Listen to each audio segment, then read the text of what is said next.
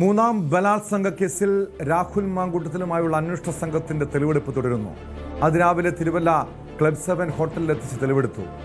രാഹുലിനെ പാലക്കാട് എത്തിച്ച് തെളിവെടുപ്പ് നടത്തില്ല. എന്നാൽ ചോദ്യം ചെയ്യലിനോട് രാഹുൽ ഇതുവരെയും സഹകരിച്ചിട്ടില്ല. നിർണായക തെളിവുകളുള്ള ഫോണിന്റെ പാസ്വേഡ് നൽകാനും രാഹുൽ തയ്യാറായിട്ടില്ല. ഫോൺ ശാസ്ത്രീയ പരിശോധനയ്ക്ക് വിധേയമാക്കാനാണ് തീരുമാനം. ചോദ്യം ചെയ്യലിൽ രാഹുലിന്റെ നിസ്സഹകരണം SIT കോടതിയെ അറിയിക്കും. അതേസമയം രാഹുലിനെ പിന്തുണയ്ക്കുകയും തന്നെ അധിക്ഷേപിക്കുകയും ചെയ്ത പത്തനംതിട്ട ജില്ലാ പഞ്ചായത്ത് അംഗം ശ്രീനാദേവി കുഞ്ഞമ്മയ്ക്കെതിരെ കോൺഗ്രസ് നേതൃത്വത്തിനും അതിജീവിത പരാതി നൽകി. തനിക്കെതിരായ സൈബർ ആക്രമണം തടയാൻ ഇടപെടണമെന്നാണ് ആവശ്യം. ഡാൻ കുര്യൻ ചേരുന്നുണ്ട് വിവരങ്ങളുമായി. ഡാൻ, രാഹുൽ മാങ്കൂട്ടത്തിലുമായുള്ള തെളിവെടുപ്പ് തുടരുന്നു. പാലക്കാടേക്ക് എത്തിക്കില്ല എന്നാണ് വിവരം. എന്താണ് നിലവിൽ അന്വേഷണത്തിന്റെ പുരോഗതി? കസ്റ്റഡിയിൽ വാങ്ങിയതിന് പിന്നാലെയാണ് കനത്ത സുരക്ഷാ വലയത്തിൽ രാഹുൽ മാങ്കൂട്ടത്തിലുമായി ഇന്ന് പുലർച്ചെ ക്ലബ് 7 ഹോട്ടലിൽ പ്രത്യേക അന്വേഷണ സംഘം തെളിവെടുപ്പ് നടത്തിയത്. വലിയ പോലീസ് വ്യൂഹത്തിന് നടുവിലാണ് രാഹുലിനെ അവിടേക്ക് എത്തിച്ചത്. ഏതാണ്ട് 15-20 മിനിറ്റ് സമയം മാത്രമാണ് ഈ ഹോട്ടലിൽ ചെലവഴിച്ചത്. അവിടെ നിന്ന് ഈ യുവതിയെ തനിക്ക് പരിചയമുണ്ടെന്നും സംസാരിക്കാനാണ് അവിടേക്ക് എത്തിയതെന്നും രാഹുൽ അന്വേഷണ സംഘത്തോട് സംസാരിച്ചു. ക്ലബ് 7 ഹോട്ടലിൻ്റെ രജിസ്റ്ററിൽ രാഹുൽ BR എന്ന് രേഖപ്പെടുത്തിയ രജിസ്റ്റർ ബുക്ക് 2024 ഏപ്രിൽ 8-ാം തീയതിയുള്ള ആ രേഖകൾ അടക്കം അന്വേഷണ സംഘം കണ്ടെത്തിയിട്ടുണ്ട്.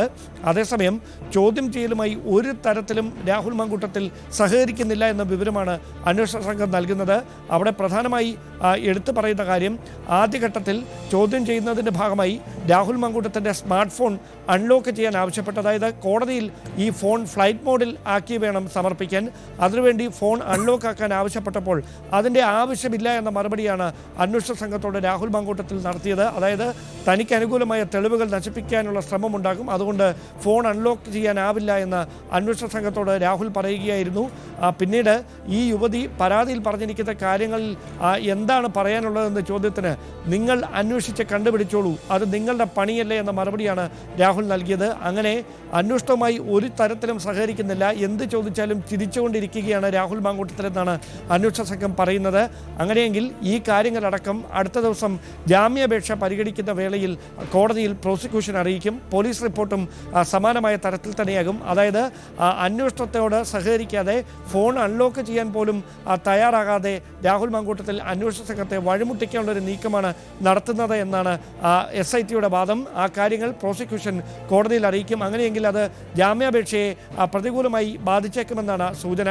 അതിനിടയിൽ രാഹുൽ മാങ്കൂട്ടത്തിൻ്റെ വസതിയിൽ പ്രത്യേക അന്വേഷണ സംഘം തെളിവെടുപ്പ് നടത്തിയിട്ടുണ്ട്. ചില രേഖകളടക്കം പിടിച്ചെടുക്കുന്നതിന് വേണ്ടിയാണ് ഈ തെളിവെടുപ്പ് നടന്നത് എന്നാണ് വിവരം. എന്തായാലും പാലക്കാട്ടേക്ക് ഈ 3 ദിവസത്തെ കസ്റ്റഡി കാലാവധിക്കുള്ളിൽ, അതായത് നാളെ കസ്റ്റഡി കാലാവധി അവസാനിക്കുകയാണ്. നാളെ ഉച്ചയ്ക്ക് മുമ്പ് പാലക്കാട് എത്തിച്ചുള്ള തെളിവെടുപ്പ് ഉണ്ടാകില്ല. ഒരുപക്ഷെ അങ്ങനെ ഒരു ആവശ്യം വന്നാൽ അത് പിന്നീട് കസ്റ്റഡിയിൽ വാങ്ങിയിട്ടായിരിക്കും വീണ്ടും തെളിവെടുപ്പിന്റെ ഭാഗമായി പാലക്കാട്ടേക്ക് എത്തിക്കുക. എന്തായാലും അതിനിടയിൽ വീണ്ടും രാഹുൽ മാങ്കൂട്ടത്തിലിനെ കസ്റ്റഡിയിൽ വാങ്ങാനുള്ള നീക്കം SITയുടെ ഭാഗത്തുനിന്നുണ്ടാകില്ല. മാത്രമല്ല, രാഹുൽ ഇപ്പോൾ അന്വേഷണത്തോട് സഹകരിക്കുന്നില്ല.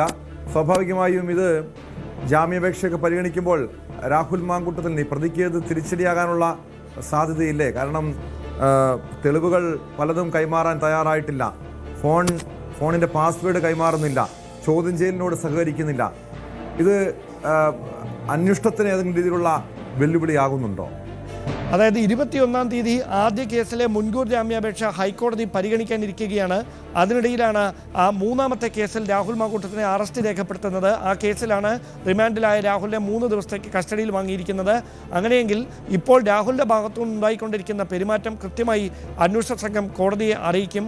ആ കോടതിയായിരിക്കും തുടർന്ന് ഏത് തരത്തിൽ വേണം ഈ കേസുമായി ബന്ധപ്പെട്ട് മുമ്പോട്ട് പോകാനുള്ളതിൽ കൃത്യമായ ഒരു നിരീക്ഷണം നടത്തുക. എന്തായാലും വിശദമായ ചോദ്യം ചെയ്യലിന് വേണ്ടി വീണ്ടും കസ്റ്റഡി കാലാവധി നീട്ടി നൽകണമെന്ന ആവശ്യം ഉന്നയിക്കാനുള്ള സാധ്യതയാണ് മുമ്പിലുള്ളത്. അതിനിടയിൽ യുവതിയുടെ രഹസ്യമൊഴി രേഖപ്പെടുത്താനുള്ള നീക്കവും അന്വേഷണ സംഘം സജീവമാക്കിയിരിക്കുകയാണ്. എങ്കിൽ മാത്രമേ ഈ പരാതിക്ക് കോടതിയിൽ നിയമസാധുത ലഭിക്കുകയുള്ളൂ. എന്തായാലും 21-ാം തീയതിക്ക് മുമ്പ് ഹൈക്കോടതി ഈ കേസ് പരിഗണിക്കുന്നതിന് മുമ്പ് കേസുമായി ബന്ധപ്പെട്ട എല്ലാ പരമാവധി തെളിവുകളും, ആദ്യ അതിജീവിതയുടെ പരാതിയിലും അതിനുശേഷം വന്ന പരാതിയിലുമൊക്കെ ഉണ്ടായ പോലീസിൻ്റെ അന്വേഷണത്തിലെ കണ്ടെത്തലുകളടക്കം ഡിജിറ്റൽ തെളിവുകളുടെ അടിസ്ഥാനത്തിൽ ഹൈക്കോടതിയിൽ സമർപ്പിക്കാനുള്ള നീക്കമാണ് SIT നടത്തിക്കൊണ്ടിരിക്കുന്നത്.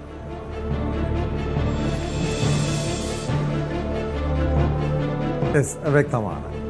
മറ്റൊരു വാർത്തയിലേക്കാണ് സ്പോട്ട് ലൈവിൽ പോകുന്നത്.